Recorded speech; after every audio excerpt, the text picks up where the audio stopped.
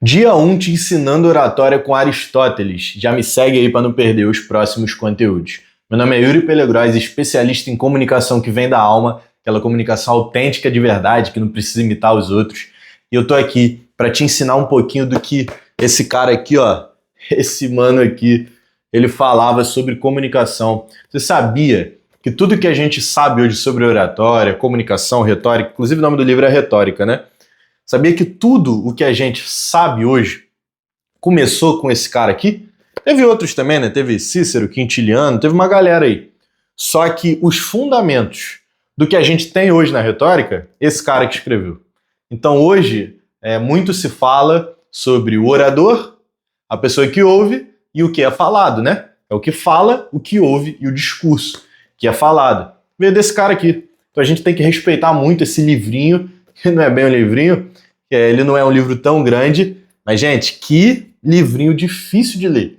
E eu tô lendo ele por você. Então, por favor, você precisa se inscrever nesse canal aqui, né, gente? Porque cada página disso aqui é pelo menos aí uns 20 minutos tranquilo para ler, porque é uma linguagem complicada. Tem mais de 2.500 anos isso aqui, então é complicado. Mas a gente vai deixar claro o que ele está transmitindo para a gente, como que a gente melhora a nossa oratória, a nossa comunicação a partir dos conceitos que ele trouxe aqui. E eu sou apaixonado, gente, eu sou apaixonado por o que esse cara está falando aqui. Tem um trecho lá para o final que ele vai falar sobre como a gente coloca emoção em objetos. Esse negócio me encanta, imaginando uma lança, tô dando até spoiler, né? A lança correndo e sonhando em perfurar o coração do inimigo. É um negócio brilhante, que é bonito, que é legal de ouvir, de contar a história. Então isso aqui é demais. Então vamos lá. O que eu vou fazer? Como que eu vou fazer essa série aqui? Eu tenho algumas anotações, está marcado alguns trechos do livro. O que eu vou fazer é comentar essas minhas anotações. Não vou comentar todas sempre, porque algumas eu faço mais pessoal mesmo. Mas a maior parte do tempo eu vou comentar essas anotações, que são o conteúdo importante do livro, e eu vou também transmitir qual é a coisa mais importante que ele está falando naquele capítulo. Então, essa é a ideia, é te transmitir o que ele está falando aqui, basicamente um resumo, e numa linguagem que seja fácil de você entender. Ele mesmo fala que a gente tem que falar, eu vou comentar sobre isso nesse vídeo, falar a partir do que as outras pessoas entendem. Só que o livro dele tem 2.500 anos, ele escreveu para aquela galera entender, por isso que hoje é tão difícil. Então, conta comigo que eu vou ler esse livro aqui por você, já li, né? E eu vou te explicar agora qual a ideia. E a gente já vai começar tomando um tapa na cara de Aristóteles. Eu quero que você ouça isso aqui, inclusive não é nem a primeira marcação.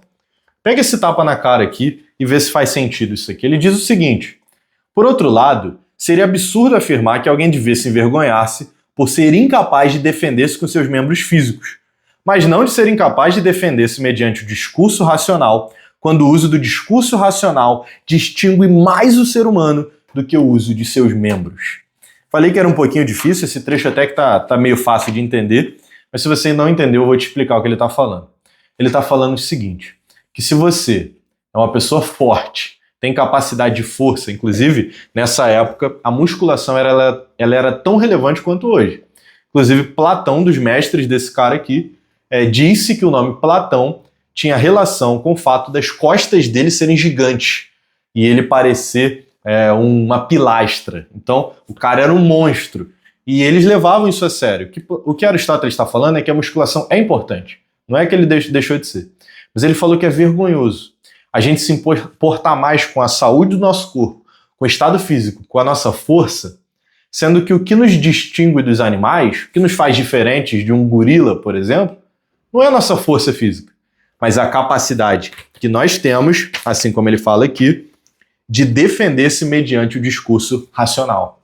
Ou seja, o que nos faz diferente de um gorila, o que nos faz diferente de um leão, de um tubarão, sei lá, não é a nossa força física, porque eles também têm força física e tem muito mais do que a gente. Mas é a capacidade que a gente tem de falar. Poxa, se isso aqui não incentiva você a desenvolver a comunicação, se tornar bom de verdade nessa parada, eu não sei mais o que mais te incentiva. Porque você pode fazer musculação, isso é bom para o nosso corpo, faz parte. Eu estou começando agora a cultivar esse negócio. Ainda estou fraquinho. Mas mesmo assim, o que nos distingue é a nossa capacidade de defendermos-nos. Ó, palavra bonita, né? Mediante o discurso racional. Então o que ele está falando para a gente é: vocês têm que saber falar. vocês têm que saber se desenvolver. Ele está dizendo que é vergonhoso chegar numa situação onde alguém te acusa de algo e você não consegue, você fica travado. Isso é vergonhoso, é o que ele está dizendo. Ah, mas eu vou para cima e quebro a cara dele. Vergonhoso, porque os animais fazem isso também. É o que ele está dizendo. A gente precisa ter a capacidade de falar e de, através da fala, nos defendermos. E é muito interessante a maneira como ele começa o livro, que ele começa dizendo o seguinte: pessoas comuns o fazem ou com ou sem método, ou por força da prática e com base em hábitos adquiridos, sendo possível as duas maneiras. Pode-se, evidentemente, tratar o assunto sistematicamente, uma vez que é possível indagar a razão, porque alguns falantes obtêm êxito pela prática, ou seja, algumas pessoas fazem e conseguem sucesso, enquanto outros conseguem espontaneamente. Todos concordarão de imediato que tal indagação constitui a função de uma arte. O que ele está dizendo aqui é diferente do que muitas pessoas compartilham hoje aí na internet, hein? Toma cuidado. Tem uma galera aí falando que comunicação não é dom. Comunicação é habilidade. Comunicação é habilidade, eles não estão errados nesse ponto. Mas comunicação é dom também. Comunicação é os dois. Tem pessoas que fazem isso naturalmente, por talento natural, e tem pessoas que fazem como uma habilidade. Elas treinam até ficarem boas. E as que têm talento natural e treinam, elas ficam ainda melhores. Isso é arte. O que é arte se não pessoas que nascem com talento? Parece que a pessoa nasceu para, sei lá, o Neymar. O cara nasceu para jogar bola. O cara tem um talento, uma predisposição para fazer aquele negócio. Tem atores que você olha e fala, cara, parece que essa pessoa nasceu para isso. E tem outros, muito se fala sobre o Cristiano Ronaldo, embora eu também considere ele talentoso, que o cara é habilidade, porque ele desenvolveu, se esforçou, treinou até ficar bom. Então, alguns têm naturalmente, e outros têm por se esforçar até ficar bom. É isso que constitui a arte. Porque se é algo que eu só consigo treinando, então não é arte. Se eu só consigo meio de treino, então é uma função, é uma habilidade, é um serviço. A arte não. Tem gente que consegue treinando, tem gente que consegue naturalmente. Talvez você tenha essa capacidade natural dentro de você. Talvez você precise desenvolver. Você consegue chegar em níveis assustadores com os dois. Claro que quem treina vai muito mais longe do que quem só tem o talento sem lapidar. Mas você consegue chegar onde você quiser, se você parar para colocar isso aqui em ordem. Eu quero te motivar com mais uma coisa. Essa aula é muito sobre motivação, porque é o primeiro capítulo, ele toca nesses pontos. Olha essa frase curta dele aqui. A retórica é útil porque o verdadeiro e o justo têm naturalmente mais valor do que os seus opostos. Sério, isso aqui é o que me apaixona por comunicação. O que ele está dizendo é que se duas pessoas estão discutindo e uma está defendendo a verdade, enquanto outra está defendendo a mentira, de quem é a probabilidade de fazer... Oi, mãe. Quer pizza? Vai querer pizza? Vai pedir pizza? Não, vai querer. Tem 2 pedaços lá ainda. Sim. Um só, outro não. Então o que ele está dizendo é que se uma pessoa está falando uma mentira e outra pessoa está falando uma verdade, a tendência é que a pessoa que esteja falando a verdade tenha mais facilidade de convencer o público. Isso acontece sempre? Você sabe que não. A vida nem sempre é justa. Mas o que é verdadeiro e justo tem mais valor do que os seus opostos. Então, na maior parte do tempo, embora a gente não preste atenção, a verdade prevalece. A mentira, quando ela prevalece, ela cria muito mais ibope, por isso que a gente ouve mais. Mas a verdade, ela tende a prevalecer. Agora, um ponto é importante. Quem vai ganhar numa discussão? O mentiroso que sabe falar bem ou o verdadeiro que trava e fica nervoso na hora que está falando? Esse é o ponto. Por isso a gente tem que saber retórica. Porque se você quer defender a verdade, eu não vou te dar nunca nenhuma dica para manipular alguém aqui. Se você pegar o que eu estou falando e usar para manipular, o problema é seu, eu não tenho como te controlar. Eu nunca vou te ensinar isso. Nem te ensinar a defender o que é injusto, porque eu prezo pela verdade. E o que é verdade tem mais chance de dar certo, chance das pessoas acreditarem. É assim que funciona. Então a gente tem que levar isso em consideração. Agora, olha o que ele diz aqui. O emprego correto desses bens permite deles tirar um grande proveito, enquanto o emprego incorreto pode constituir uma grande fonte de danos. Ele está dizendo, dentro do que eu estou comunicando para vocês, que quando você faz isso bem, você consegue tirar proveito. A verdade é compartilhada. Mas se você faz isso mal, você pode prejudicar pessoas. Você pode se auto-prejudicar. você cria problemas a partir daquilo que você está fazendo. A oratória, ela tem esse poder. A oratória, gente, é a arte mais perigosa do mundo. Inclusive, uma vez eu fui comentar no perfil de uma grande comunicadora aí das redes sociais, não vou citar o nome não, tem a ver com o fruto da abelha. E essa pessoa, ela me bloqueou, porque eu estava explicando que Aristóteles estava falando sobre ser a arte mais perigosa.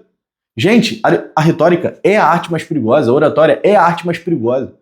Porque a gente viu lá no ano de 1945 o que aconteceu quando um bigodinho dominou essa arte e manipulou um país inteiro. E tinha alguém com a mesma capacidade dele de fala para rebater? Não tinha. Não tinha. Se tivesse, talvez pudesse ter salvado o país.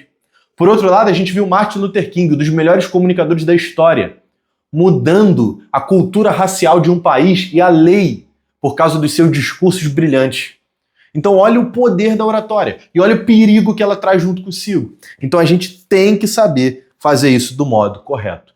Agora deixa eu te falar a coisa mais importante desse livro aqui nesse momento, mas antes eu quero te falar uma coisa.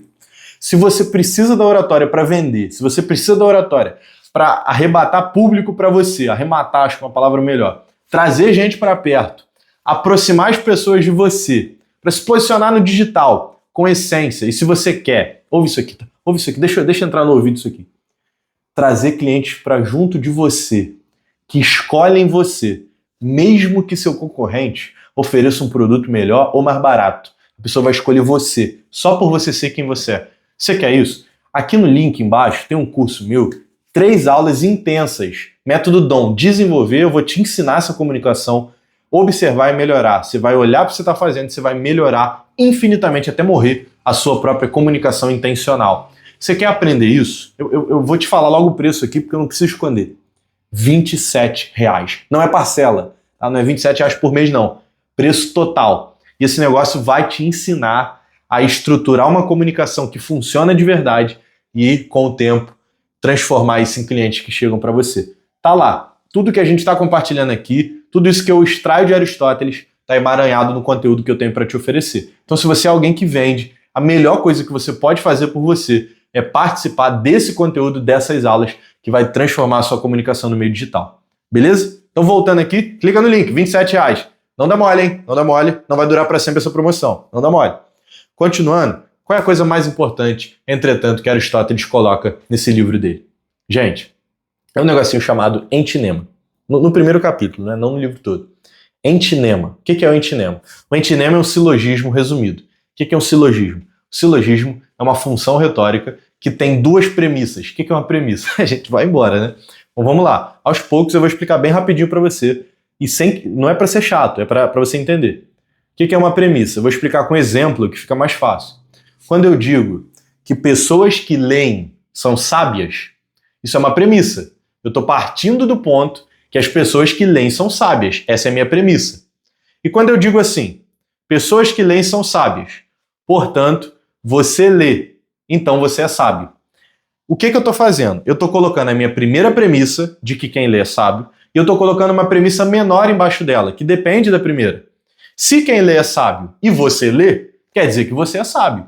Isso é um silogismo. São 2 premissas. Quem lê é sábio, você lê. Então você é sábio. 2 premissas. O que é o entinema? O entinema, ele é o silogismo resumido. Então, eu não preciso falar que quem lê é sábio. Se você lê, você é sábio. Eu só vou dizer assim, você é sábio porque você lê.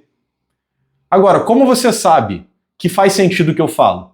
Porque é de conceito universal, é de conhecimento do mundo inteiro, que pessoas que leem tendem a ser sábias. Então, se eu chego para você e falo assim, tal pessoa lê muito, é uma pessoa sábia, né? O que eu estou dizendo? Que quem lê costuma ser sábio, então ela é. Então, o entinema é um silogismo resumido. Quer ver um exemplo na prática de como isso aqui ficaria? Ficaria assim, por exemplo, e eu já vou acrescentar outra coisa. O entinema, ele só faz sentido dependendo do que o público entende, de como o público vê o mundo, de como o público enxerga a vida. Então você precisa partir daquilo que o seu público conhece, interessa e gosta para poder construir seus entinemas. Você não vai ficar pensando em entinema, você vai falar normalmente. Numa discussão, você está colocando diante das pessoas. Ah não, ele não faz isso porque ele era um cara mau. Por quê? Porque tudo que vocês já conversaram contribui para as pessoas entenderem que ele era um cara mau. Antinema é assim. Mas você sempre vai ter que ter em mente o que o público acredita. E aqui entra um exemplo para você que eu acabei de pensar nesse exemplo, ele é maluco. Vamos supor que você entrou numa torcida organizada do Flamengo. Os caras são fanáticos do Flamengo. Fanáticos. E aí você é responsável por parabenizar alguém da torcida. Então você vai lá na frente, a torcida toda do Flamengo te olhando, e vem um cara junto com você, ele tá com a blusa do Flamengo, e você fala assim, esse é seu antinema. A gente vai parabenizar esse cara aqui, que torce pro melhor time do mundo. Todo mundo vai bater palma. Não sei o quê. Porque a galera ali acredita que o Flamengo é o melhor time do mundo. Então, para eles, o antinema faz sentido. Para eles é como se você tivesse falado um silogismo. O Flamengo é o melhor time do mundo. Portanto, se esse cara torce pro Flamengo, então ele torce pro melhor time do mundo. O seu antinema é, ele torce pro melhor time do mundo. Ali faz sentido. Tá? Por quê? Porque para aquelas pessoas o Flamengo é esse time. Agora vamos supor se você está no mesmo lugar, a torcida organizada do Flamengo, todo mundo te olhando, com o olho cheio de sangue, olhando para ver o que você vai falar, se você vai dar mole, na pressão de estar diante do público, e você está responsável por parabenizar na frente de todo mundo o torcedor do Vasco. Isso não deve acontecer, mas cria aí a hipótese na sua mente. Você tem que dar parabéns para o torcedor do Vasco, honrar ele na frente de todos os flamenguistas da torcida organizada. E aí você vai falar a mesma coisa. Esse cara torce para o melhor time do mundo. Você vai ganhar palmas, as pessoas vão concordar com você. O que vai acontecer com você? O que elas vão fazer? Não vamos entrar nesse mérito, não. Mas o ponto é, esse antinema não faz mais sentido. Por quê? Porque para quem está te ouvindo, o melhor time é o Flamengo, não o Vasco. Então não faz sentido você falar, ele torce o melhor time do mundo. Não faz. Se você estivesse na torcida do Vasco fazendo isso, faria. Assim como foi o caso do primeiro exemplo com o torcedor do Flamengo. Então, o antinema, ele só faz sentido dependendo do que o público está te ouvindo. Então, às vezes, você vai ter que mudar a premissa para o exato oposto do que você falou em uma outra situação para combinar com o que o público está ouvindo. Claro, numa situação onde você não vai abrir mão dos seus princípios, onde você não vai deixar de falar a verdade. Mas, às vezes, para um público, uma coisa é o que faz sentido, o antinema, os pressupostos, as premissas. Para outra, é outra coisa. Então o que Aristóteles está falando é que a retórica, a oratória, ela é baseada em antinemas.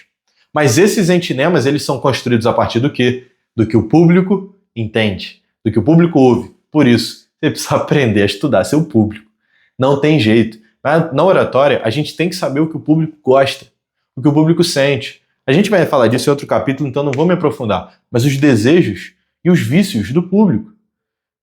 As coisas que são valiosas, os valores e os vícios, como Aristóteles chama. Você vai ter que entender isso bem.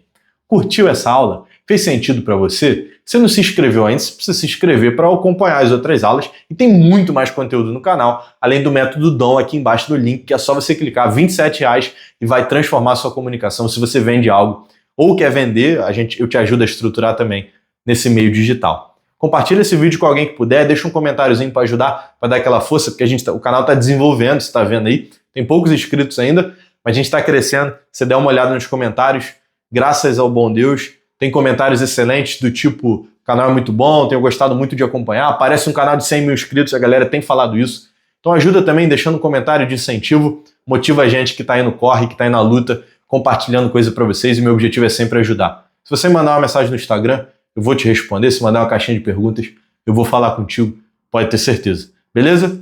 É isso aí, e não se esqueça, comunicação é alma, não é teatro.